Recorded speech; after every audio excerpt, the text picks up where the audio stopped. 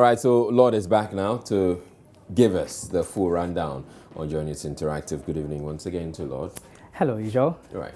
Okay, so this is where you can interact with us and the rest of the world on some of the stories we've seen in the news so far, as well as trending issues.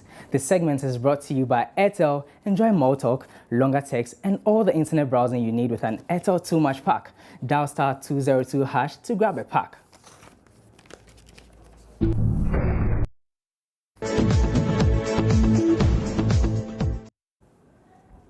We are on Facebook and Twitter. Find us at Join News on TV, and our WhatsApp line is 0560-800,000. Please add your name and location when sending the message. So the first day of January is for wishing your family and loved ones well. Now, the government decided to inform all of us about a 27 to 30% increase in petroleum products on the first day of the year. Today is the fourth day of the year, and our checks reveal that increase has reflected at the pumps at some fuel stations. January is said to be the longest month of the year. This is because a lot of spending has been done during the Christmas and New Year season. It's all excitement till you realize everything is back to normal. You've got bills to pay, work to get back to, and if you're a parent or guardian, the fees and other spending costs of your ward can break your neck if you don't budget well. For those of you who like to do prim and proper things, I'm sure you budgeted for this month, but not with any contingencies in mind. So how are you coping? To school, it affects. Because we have to prepare well. We are hustling around to make some money, but it's not easy. It's not easy. But we are hoping that things will go well so that by the time they reopen the European school, we can get something for them. It affected my budget because the amount I earned at the end of the month, looking at it and the increment in the lorry fare is going to affect me. Although I don't have any kid that I'm taking care of, but there are certain things that I've been doing which with this increment it will not help me. But let's say if I manage to be okay, right? Ijo, I'm sure you were having fun over the holiday. I don't think the budget thing affected you, did it? Well, not quite. I think I've been quite prudent with expenditure, yeah. Oh, okay. I thought you'd be... So you don't spend, I mean, you should be careful. If you've done this for a number of years or you've gone through this a number of years, you know very well that when it gets to December, you're spending, be mindful about your spending. So that's why all your chilling, you weren't affected in any way at all. Chilling? Oh, I know you love to chill. You met me somewhere? Okay, let's go see what some people are saying. All right, so let's see the comments that are coming through on Facebook. The new transport fares to go up. And Kwame Jr. says President Mahama and his ministers and his NDC government should be, bow their heads. Bow their heads down in shame. We produce crude oil in Ghana here, but petrol and diesel keeps going up in this country. What pains the most is when it's increased in the world market. It's increased in Ghana. Is this okay? I'm not quite getting your message. Amos scenario: the transport fares keep going up anytime without any consciousness for the poor. Wow, I tell you that most people are likely to remain where they are now without any travels, and I think a lot of ministers don't have time to come up with creative ways. Francis says GPRT has no option than to apply any increment to their fares. The government is trying to use all cheap means to generate income, yet without any corresponding development. What else do we expect from drivers if Parliament, the majority, rushed through? Rubin says we have always been taken for granted when crude prices are at a record low, but what do we get in Ghana? Prices are increased left and right by those in authority, yet they turn around to ask GPRT to reduce fares to reflect reduction in oil prices. What an irony. So-called socialist government. And Benedicta says, what have Ghanaians done to this government? Transport fares up again? You're asking that question. Okay, now on WhatsApp, many people are rather talking about the taxes. Everyone seems to be interested in the taxes. I'm guessing that budget went okay because I'm not seeing any WhatsApp messages on the budgets yet. But if they're complaining about the taxes, about the same, effect, because it's as a result of the taxes that transport fares are having to go up. Yeah. So you can imagine that you'll be, by that same extent, you'll be concerned about they're expressing their frustrations. Pretty much, yeah. Because someone's saying here that instead of wishing Ghanaians a happy new year, the government rather wished us a bad new year by increasing prices of fuel during the year. And this from Abin Dao in Bibiani. Okay, someone's saying that President Mahama is just insensitive. but there's hope for the suffering Ghanaians this year. Everyone seems to talk about the taxes. Nothing in the budget, so I guess I have to go on to the next story. Now, let's talk about something that affects all of us, whether you plan it or not: fuel price hikes. By now, you know the prices of petroleum products have been increased and has taken effect at the pumps. Commercial drivers are waiting impatiently to pass on the cost to you and I.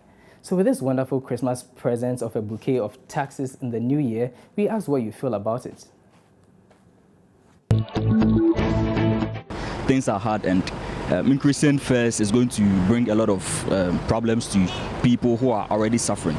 So we will advise the government to consider that already the utility bills and other stuff's already been increased, and people are actually going through hard times trying to get this stuff on their board. So we are just appealing to the government to consider us, and then if there is anything they can do to ensure that the increment is shifted ahead for some time or not at all, we'll be glad and we appreciate it. Where I used to go to work, I've been taking car. If they are going to increase price transport today, it's going to affect me. I don't know even there's going to be an increase. I don't feel any different because they've always been increasing it, so I ought to have been used to it by now, and I have. So there's nothing the consumers can do about it, because in the end we are the ones who are paying for it. So the only thing that they can do is to give us some consideration. That's all. Definitely it will affect it. Let's say during your expenditure, you are thinking that these are my budget for my education or my transportation, and this is the amount that I used to spend during in and out, let's say food and those things, and all of a sudden there is sudden increment. So definitely to cut some of the things down. Transport, they should resume it so that everybody will be happy for the town. The layman cannot afford it. You know, the ordinary people cannot afford it. It's only those who have traveled and those who are doing a lot of business that will be able to afford it. So it looks like people are suffering, really, really suffering. You know, yeah. Now, you're saying that people are suffering, but from tomorrow there's a likelihood that it will be increased again because fuel prices are up. Now, looking at that, would you still be taking taxis? No, even when I arrived, I've not been taking taxis. I've been trying to take the trotro because that's what I can afford. You know, because if you concentrate on the taxi, if you don't take care, whatever you are coming to do in the country, you can't do it because you spend all your money on taxis. You know, so yeah, so no, unless wherever I'm going, the trotro is not able to get there, then I'll try to take a taxi. But if trotro is able to get there, I'm going to take trotro.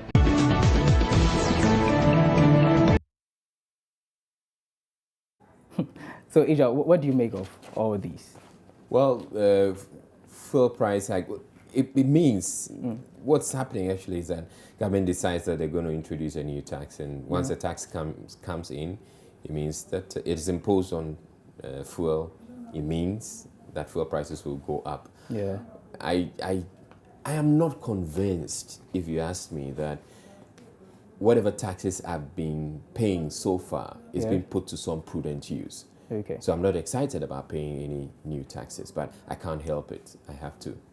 Unfortunately, that happens to be the case. Yeah. Okay. Now, some WhatsApp comments here. This is from Madisana from Hamil. And, okay, this is not about it. Whilst you look for those comments, let's get on to Facebook. We posted a story. If you don't want this a member of Parliament, chairman of the Finance Committee in Parliament, he says, if you don't want government to tax you, don't demand projects from government. Abaji tells Ghanaians. So these are some of the comments that are coming. Ufusu Hene Michael says, yeah, I agree with you, sir. But is that the only way a government can make money to make development projects? In any case, if a government is messing up with tax money like bus branding and disgusting acts like corruption, must we continue to pay gargantuan monies? Apos says, this is what we call, okay, you're a bit, harsh with your comments. And Foster Grange says, what has Ghana done wrong to this incompetent and heartless government? Small savings we do at the bank too, you are taxing it. Small T-bills we buy from banks too, you are taxing. you are taxing investment on a population which about only 30% saves. But, well, on this score, government says it is taking, the finance ministry says it is taking steps to reverse this decision to tax investment income. It has actually suspended it already. Maxwell Enin says this is an insult. What projects has government got to show that it was done by taxes collected? We're paying taxes almost for everything, high import duties because of taxes, taxes on salaries, taxes on trade, taxes on fuel products and extra. What has government got to show for the paid taxes? Fitzgilbert says, since when did the government got to know the project it boasts about is founded with our own monies? Tell your useless government to boast when it builds roads, schools, etc., because it is our own sweat. Emmanuel Asante Krobia says, now we all go smell them. Where my NDC family? Let's start to defend them because they're doing a great job. Ignorance. People who don't have... All right, that's a bit too harsh, right? Okay, now Hamil has clarified this. He says it will bring problem to many people. And this is from Kwame from Ho. He said that what at all are we going to do in Ghana? Prices up again. This is calling for hard life. Right, so to the next story, on a rather sad note, 5 suspected robbers have shot and killed a middle-aged man who identified them after a raid at Bukanche near Kumasi in the Ashanti region. The gun-wielding assailants reportedly fired at the victim Kwame Boateng after he had identified them by their names. That is posted on our Facebook page on Joy News. Idra, let's take some of the comments, shall we? All right, so robbers gunned down a man who identified them after a robbery attack. It's got him 14 shares. And some of the comments by Lando says, seriously, the police is one... Oh, okay. A bit too harsh. Bra Kom Kwame says, do you people read the article before attacking the police? SMH, time that day robbers entered the house where they robbed, they were wearing masks so they might have removed the masks as soon as they stepped out of the house to take away any suspicion. Flex Kwache says, I think the police must be held responsible for easy identification of this man by robbers. Isaac Oti says, leave Ghana police alone, no Tom. Ghana police must be blamed for anything.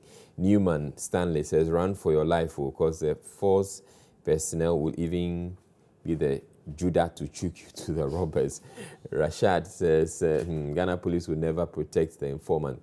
Now, there's, I think there needs to be some clarity to the story. So it wasn't the case that he was an informant for the police, but it just turns out that he knew the robbers and he had just chanced upon them and indicated and mentioned them because he knew them, and that was how it happened. So, but Emilio, this is very scary. Does that mean that when you see robbers who probably came to attack a home somewhere and you recognize them, you shouldn't do anything about it? How are you supposed to approach this? Well, I just think that this guy probably didn't, I don't know, I still don't get it, but people are seeking to blame the police, but this is not, the police hasn't coming it's not their fault quite yet, in this particular sense. Okay. All right, so the media in the Ashanti region are biased in their reportage. I have noticed that when there's a robbery incident in the region, they don't report, but when the suspect is arrested in connection with robbery, then they come out to report. Shiftman says insecurity all over, the police must sit up. Then Amawusua says, read the whole story before you comment. If the police cannot, it's 5 ties, if the police cannot protect us. So a lot of people actually have read the story and they just go on to attack the police unnecessarily. And so let's be mindful of that. Okay, now some WhatsApp comment here. This is Kweku B. Abrantier. And he says, very, very pity, RIP. And that's what he's saying over here. And this is from, he didn't mention his name. The man shouldn't have mentioned their names. Sorry for him. Bankakia. Why? Okay, do you understand that? Right, so we'll take a short break here. When we come back, we have more.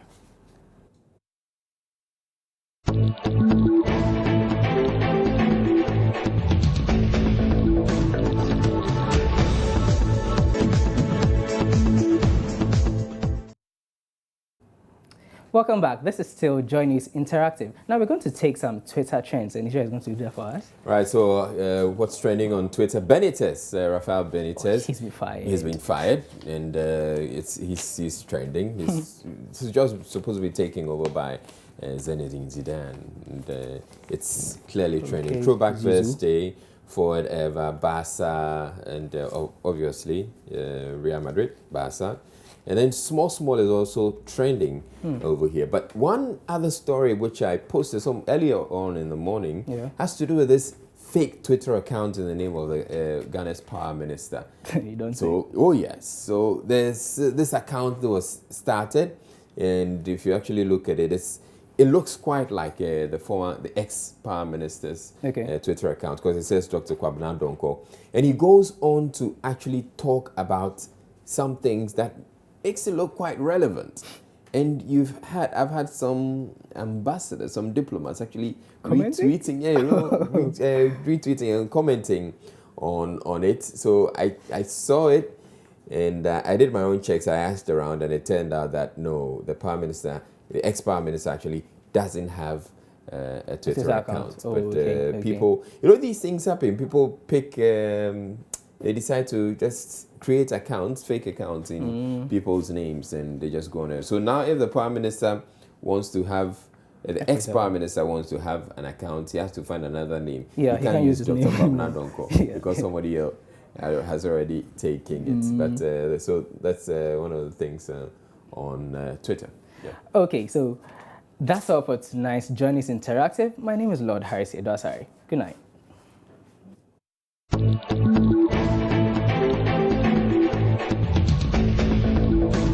Joy News